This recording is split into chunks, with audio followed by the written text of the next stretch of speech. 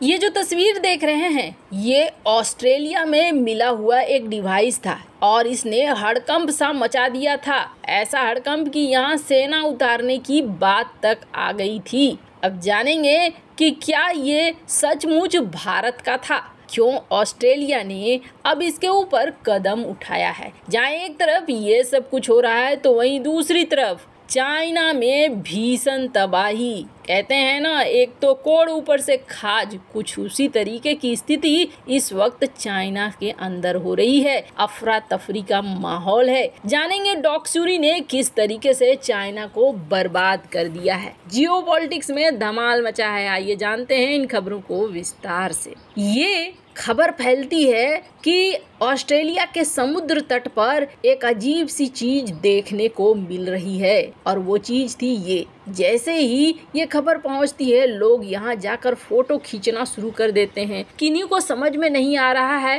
कोई सोचता है कि ये विमान का मलबा है तो कोई सोचता है कोई यूएफओ का पार्ट है, कोई ये कहता है कि ये रॉकेट का हिस्सा है। स्थिति ऐसी पैदा हो जाती है कि ऑस्ट्रेलिया के वहाँ के स्थानीय पुलिस कहते हैं कि हमें समझ में नहीं आ रहा है, ये बड़ी रहस्यमयी चीज है। अगर रहस्यमयी चीज है तो इसका पता लगाने के लिए हमें बुलाना होगा सेना को। अब हुआ क्या था, ऑस्ट्रेलिया के समुद्र तट पर ये रहस्यमयी चीज बहकर आई थी। बहकर आने के बाद सवाल पैदा होने लगे थे कि ये है किसका और कहां से आया है। ऑस्ट्रेलिया में मिली इस चीज की ऊंचाई लगभग 2 मीटर यानी कि 6.6 फीट की है और ऊपर से केबल लटक रहे हैं। फिलहाल जब सेना को बुलाया गया, सेना ने कहा कि चलो इसको बुलाओ, अंतरिक्ष विभाग वालों को वही बताएंगे। जब वो आए तो उन्होंने कहा कि ये तो ऐसा लग रहा है जैसे कि किसी चीज का मलबा है, शायद PSLV के तीसरे चरण का मलबा है। ऑस्ट्रेलिया के अंतरिक्ष एजेंसी ने ये कहा कि देखो ये MH370 जो लापता हुई है मलेशियाई एयरलाइंस ये नहीं है। पुलिस ने यहाँ पूरे इलाके में घेराबंदी कर दी। मलबा मिलने के बाद वैज्ञानिकों ने अलग अलग अनुमान लगाना शुरू कर दिया था, पर ऑस्ट्रेलियाई अंतरिक्ष एजेंसी ने कहा है कि ये PSLV के तीसरे चरण का मलबा है और कहा है कि हम भारतीय अंतरिक्ष अनुसंधान संगठन इसरो के साथ बात कर रहे हैं और हम कंफर्म कर रहे हैं कि ये उनका है कि नहीं। दोनों देशों के अधिकारी मिलकर कंफर्म कर रहे हैं। वैसे आपको बता दें ये पहली बार नहीं है जब ऑस्ट्रेलिया के तटों पर इस तरीके के चीजें मिली हो। न्यू साउथ वेल्स में एक भेड़ पालक को एलन मस्क के स्पेस एक्स के मिशन संबंधित भी एक मलबा मिला था। अब कहा जा रहा है ये जो वस्तु है इसे फिलहाल के लिए भंडारण में रख दिया गया है और ऑस्ट्रेलिया सरकार इसे वापस कर सकती है भारत को। पहले तो ये भी अनुमान लगाया जाने लगा कि शायद ये चंद्रयान 3 का टूटा हुआ कोई हिस्सा है। फिलहाल होता क्या है, ज्यादातर ऐसी चीजें समंदर में ही गिरती है और समंदर में गिरने के बाद ये तटों तक पहुंचती है और ऐसा ही हुआ है ऑस्ट्रेलिया के साथ। फिलहाल इसे भारतीय रॉकेट का मलबा करार दिया गया है और भारत को लौटाने की बात ऑस्ट्रेलिया कह रहा है। जहां एक तरफ ये सब कुछ हो रहा है तो वहीं दूसरी तरफ हमने आपको बताया था कि किस तरीके से डॉक्सूरी चाइना के अंदर घुसने वाला है। इसे कहते हैं किस्मत। देखिए किस तरीके की स्थिति हो गई है इस वक्त चाइना की। चाइना में आर्थिक तूफान है, राजनीतिक तूफान है और अब ये तूफान भी आ गया है। चाइना की इकोनॉमी में झटका पर झटका लग रहा है। पहले तो हीट वेव ने तबाह कर दिया फसलों को और फसलें ऐसी तबाह हुई है कि चाइना को अब भारी मात्रा में अनाज दूसरे देशों से खरीदना है। अब इन्हीं सब के बीच में भारत ने चावल के एक्सपोर्ट पर भी बैन लगा दिया है। मतलब चाइना के लिए और बड़ी समस्या।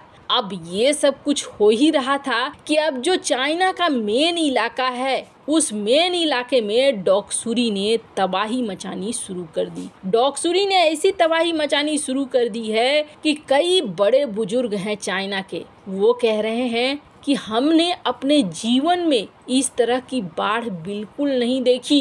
ये इतनी तेजी से बारिश हो रही है कि तुरंत सड़क नाले में बदल जाता है और घरों के अंदर पहली मंजिल तक पूरा पानी भर जाता है। अभी तक राजधानी से दी 30,000 लोगों को सुरक्षित स्थानों पर पहुंचाया गया है, पर बहुत सारे ऐसे जगह हो गए हैं जहां 1.5 लाख घरों पर पानी नहीं है। आपातकालीन स्थिति में पानी के टैंकर कुछ जगहों पर भेजे जा रहे हैं, कुछ जगहों पर नहीं भेजे जा रहे हैं। आपको बता दें, इस साल चीन चरम गर्मी का सामना कर रहा था। हर दिन देश में रिकॉर्ड तोड़ तापमान दर्ज किए जा रहे थे और ये सब कुछ जलवायु परिवर्तन के कारण हो रहा था। विशेषज्ञों ने चेतावनी दी थी कि बारिश भारी होगी। जुलाई 2012 से भी बदतर बाढ़ आएगी। 11 साल पहले हुई आपदा में 80 लोग मारे गए थे, हजारों लोग निकाले गए थे। चीन में पहले ही एक ऐसा तूफान आया था खानून, लेकिन अब ये छठा तूफान है। स्क्रीन पर आप देख सकते हैं, ये एयरपोर्ट का दृश्य है।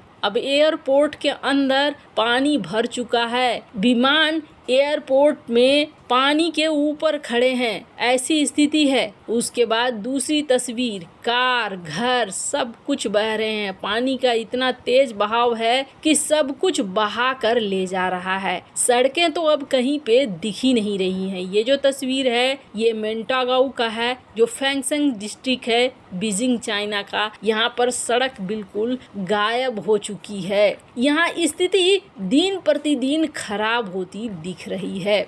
वैसे आपको बता दें, डॉक्सुरी पहले फिलीपींस में गया था और फिर ये फिलीपींस के बाद चाइना में घुसा। चाइना में डॉक्सुरी तूफान का तांडव ऐसा है कि पिछले 10 साल में ऐसा नहीं हुआ था। उत्तरी चीन खास तौर पर घातक तूफान डॉक्सुरी की भीषण मार झेल रहा है और जो कार वगैरह है ना, वो खिलौनों की तरह बहते हुए नजर आ रहे हैं। सड़कें नदियां में बदल चुकी है, जिसके बाद बाढ़ होगा, भूस्खलन होगा। इसके लिए हाई अलर्ट जारी किया गया है। इस घातक बाढ़ की वजह से कम 2 लाख लोग मारे गए हैं। ये चाइना का आंकड़ा है, सैकड़ों लोग फंसे हुए हैं। लेकिन जो बीजिंग से ये वीडियो आ रहे हैं सोशल मीडिया पर, ये तो बता रहे हैं कुछ अलग ही कहानी। इतनी बारिश, इतने तूफान, इतने सब कुछ में मात्र 2 लोग मारे जाएं, ऐसा तो नहीं संभव लग रहा है। घातक बारिश के कहर के बाद बीजिंग में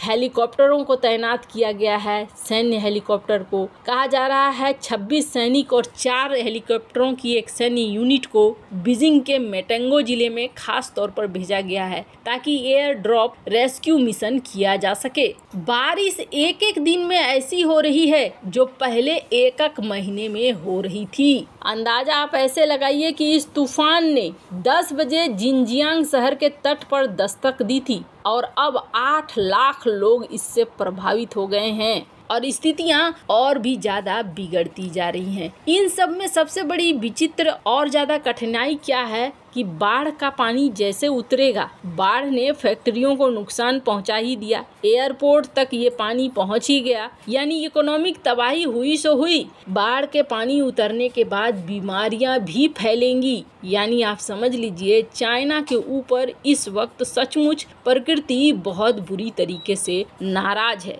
वैसे इन सब मामले में आपकी क्या राय है, कमेंट कर जरूर बताएं। जल्द मिलते हैं अगले वीडियो में नई खबर के साथ।